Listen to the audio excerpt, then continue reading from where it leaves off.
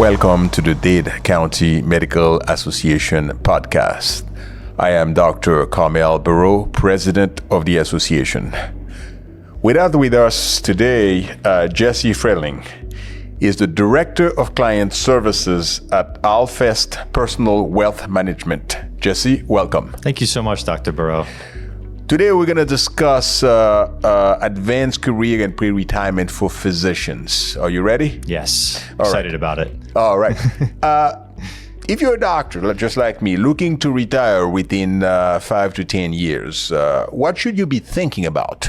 I think it's a great time at that point. If you're a doctor, you really want to take stock at that point of what you have in terms of your financial situation, assets, liabilities, goals that you have for what your vision for retirement is, and do that at a time when you still do have some runway, like you said, 5 to 10 years of time to be able to make some key decisions.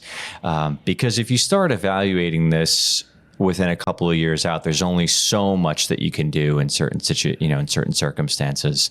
But I think that what's really important a question that many of our clients asked us when we started working with them at about that stage of their career is, do I have enough to retire on? And the answer is anyone can retire at any point, but it's about what type of lifestyle that you can expect. And how much money can you spend in retirement without having concern over outliving your money, right? That's one concern that many of our clients have as they reach this point. Many of our clients as well, though, want to look even beyond their own lifetimes, and they may have specific goals for leaving money to their children at a certain point. And so when we do planning for our clients, we really take all of these different things into consideration to show them, hey, if you want to leave this much to your children eventually, how much can you spend? How much can you expect to spend out of the money that you've saved in different accounts, whether it be maybe you've been saving within a 403B or 401k for many, many years through the hospital or your private practice. Maybe you've been saving in taxable brokerage accounts as well. How are all of these accounts going to interplay with each other?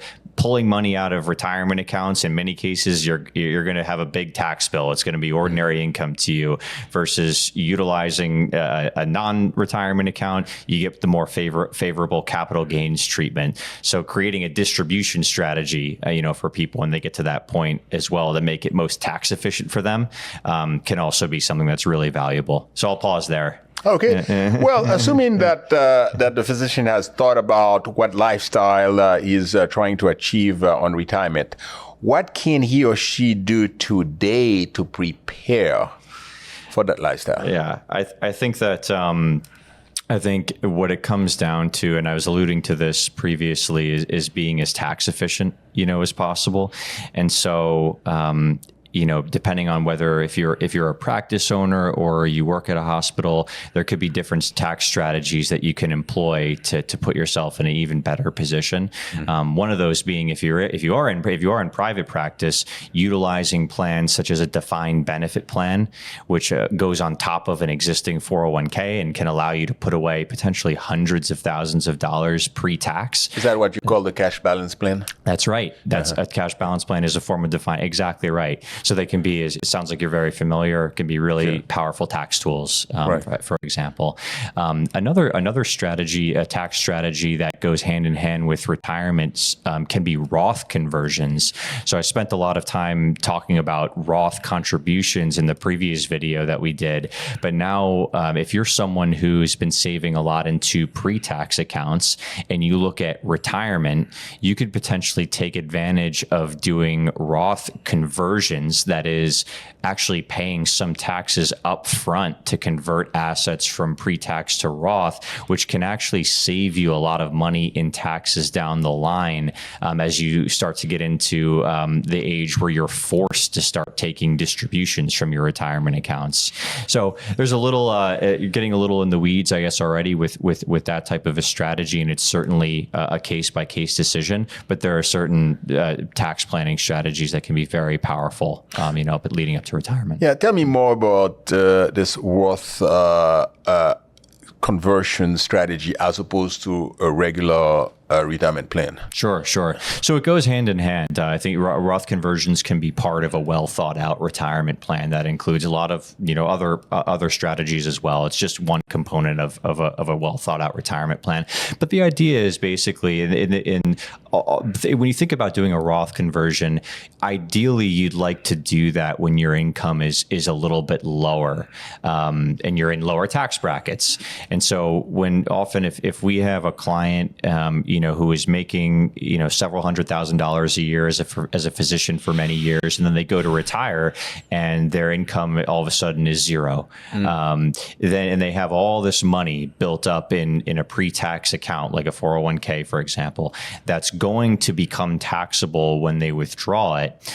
There's a window of opportunity that often exists for people between when the date that they retire and the date that they're forced to start taking distributions from their retirement account.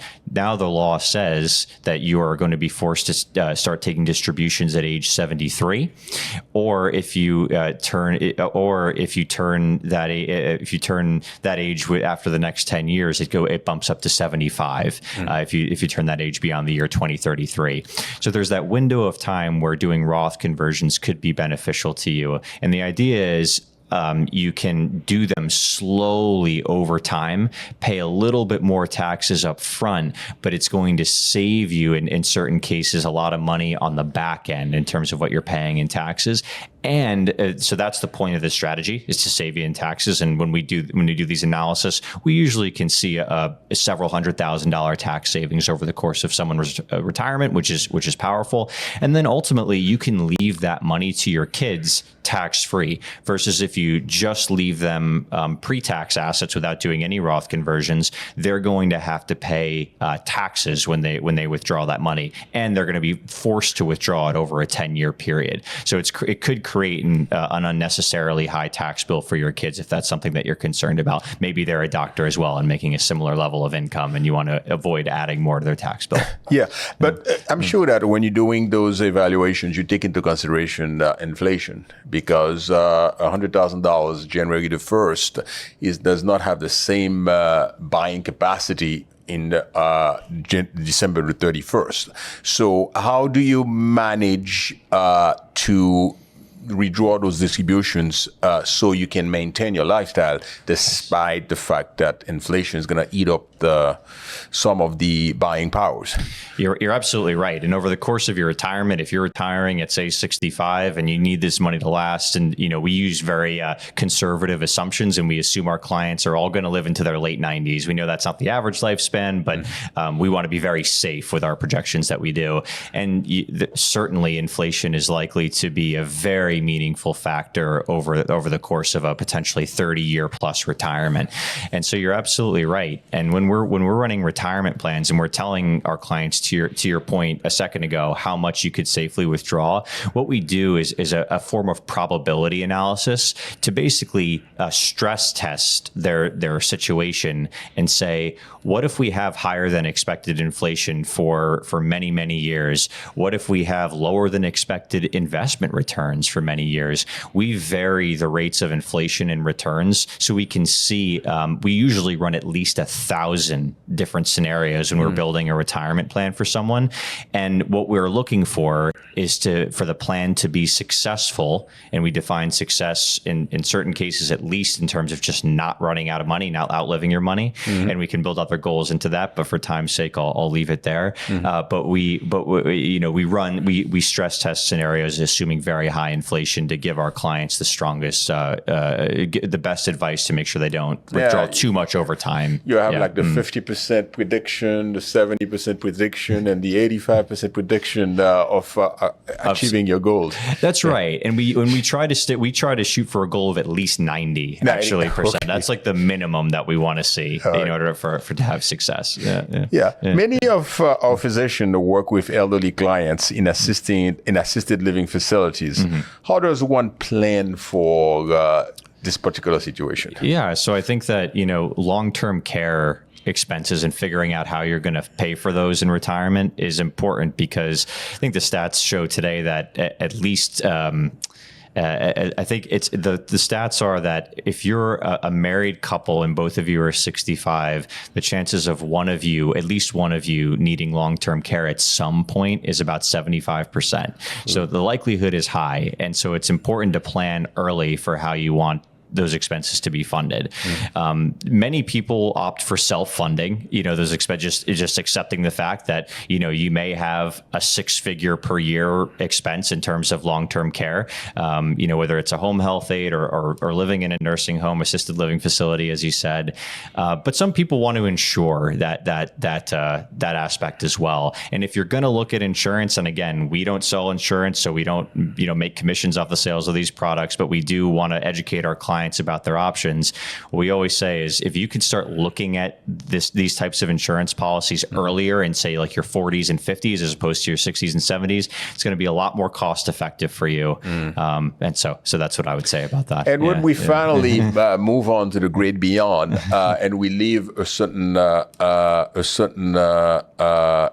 egg nest to our survivors, how do you prevent or you mitigate the tax on transfer of wealth? Yeah. This is a great question. So this is why estate planning becomes so important, and it's a very important topic that you should think about as you're actually at any age. Really, there are different estate planning topics to really think through, but this one specifically about wealth transfer becomes obviously more important the later in life you get, and you really have a clear picture of what you have at that point, right?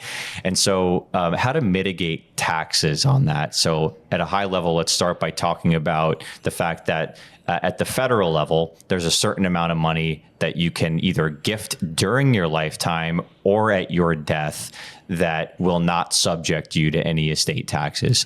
Today, those exemption limits are higher than they've ever been. In this year, they're about $13.5 million per person. Okay. Per person. So 27 million as a household at the federal level that you could pass on to your heirs estate tax free at the federal level.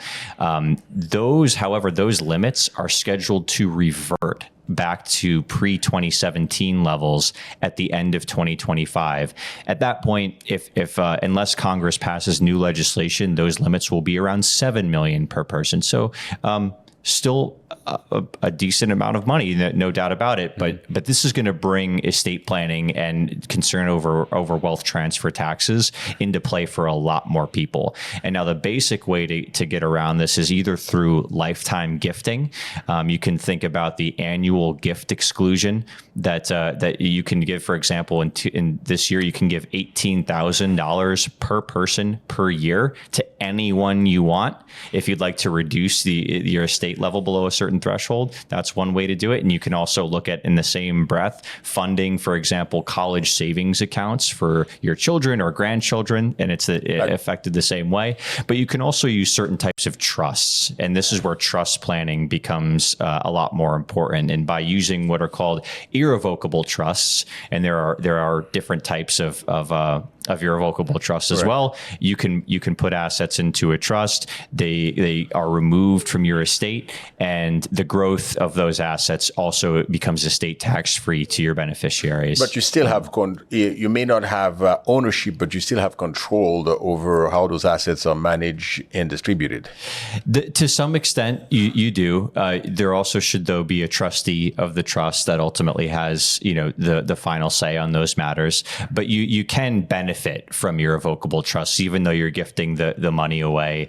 Health, education, maintenance support, the HEMS provisions are within these types of a trust to be able to benefit you, and the money is still out of your estate. Yes, you're fantastic. Yeah. So what else? What else do you have in terms of physician looking to retire 5 to 10 years? What other pearl of wisdoms? Sure. Could you? Sure. Yeah. I think one other just thought that, relates back to the estate planning discussion as well, is if you have life insurance and you have, say like a permanent policy, in order to get the value of that, the death benefit of the policy, what it'll pay out to your children, something that we often look at with many of our clients is setting up what's called an irrevocable life insurance trust, because that people often consider their assets, right? And they don't think about the fact that unless they put their life insurance policy into a trust, the payout from the policy is going to be considered part of your estate. And so that's something to really consider as you're getting towards the retirement years. There are many other sort of things that we can, talk about, but I think sort of like the lifestyle question and making sure that, you keep your sort of like spending in line at a reasonable level. And so you're not sort of overdrawing on your assets and have a fear of running out of money in your retirement is probably the main thing to think about. One last practical question Go ahead. would be, yes, you're working hard today. How much should you invest on your tomorrow? Because you may have a great income today, but if you don't put aside enough for tomorrow, when you may not be able to be as productive, how much should you put aside? Yeah, it's a great question. We work with, we've worked with doctors who have made, 7-figure incomes, but they can't seem to save much money, and it's not uncommon. We see it. So, there's no hard and fast rule, I would say, in terms of like a percentage of income. But if you can certainly maximize your pre-tax limits into your qualified retirement plan, and potentially even do what are called mega backdoor Roth contributions on top of those pre-tax savings, and fund even a standard individual brokerage account non-retirement to the extent possible.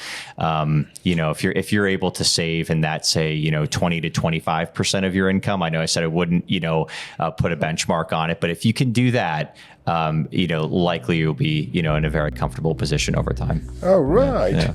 Yeah. Jesse, it was a real pleasure to have you here at the Dade County Medical Association podcast. Again, I'm Dr. Carmel Barrau.